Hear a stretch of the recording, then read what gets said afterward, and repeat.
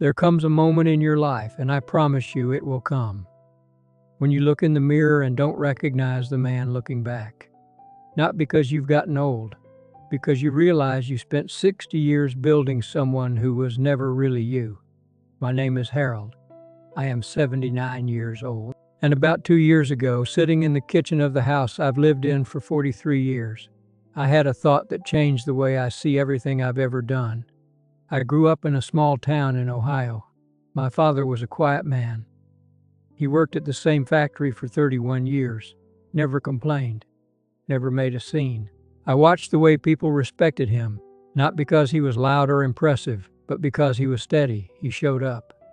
He did what was expected, and I decided somewhere around the age of 12 or 13 that that was what a man was supposed to be.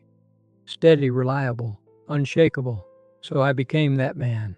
I went to college because my parents told me it was important. I studied business, not because I had any fire for it, but because it seemed like the kind of thing a serious person would do. I got a job at a firm in Cincinnati. I wore the suits. I shook the hands. I learned how to be in a room and make people feel like they were dealing with someone who had it all figured out. And the thing is, I did have it figured out. I just didn't know what I was figuring out wasn't actually mine. I married a woman named Dorothy. She was God. She was something. She had this laugh that could fill a room. She painted. She read novels.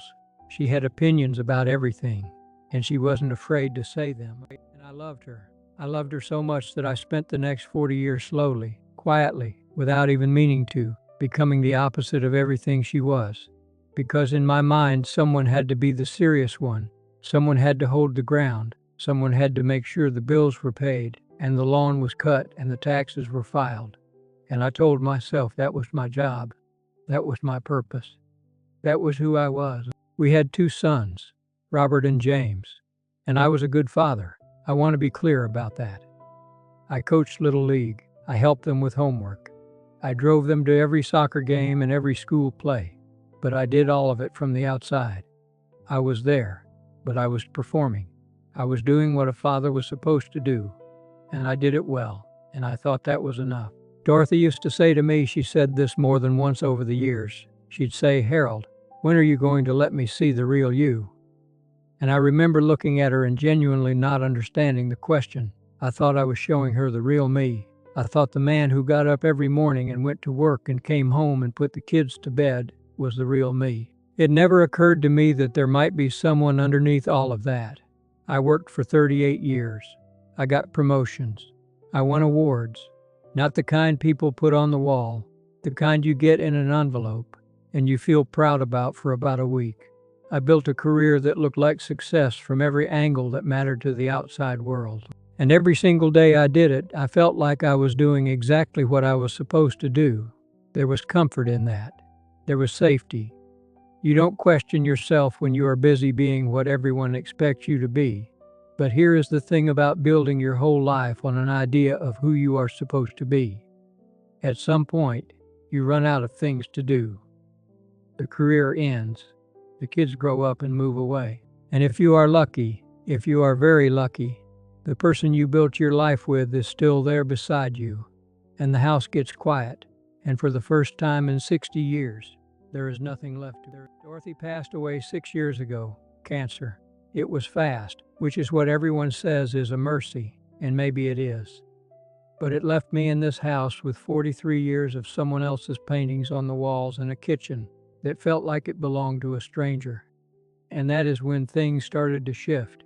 I started going through her things, slowly, over months. Her books, her sketchbooks, little notes she'd written to herself. And I found a letter. It wasn't addressed to me. It was something she'd written to herself, maybe 20 years before she died. And in it, she wrote about us. About me. She wrote that she loved me, but that she sometimes felt like she was married to a role, not a person, a role.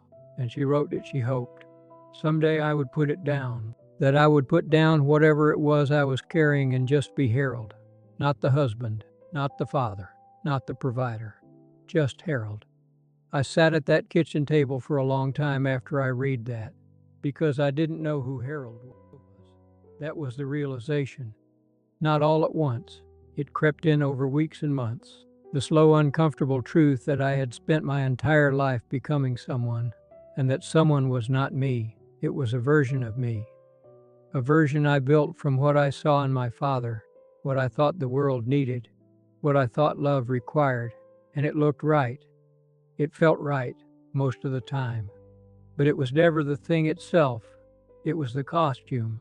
I think about the boy I was before all of it. The kid who used to sit in the backyard and just watch the sky, who drew pictures of places he'd never been, who wanted to be a pilot, not because it was practical, but because the idea of going somewhere new made him feel alive.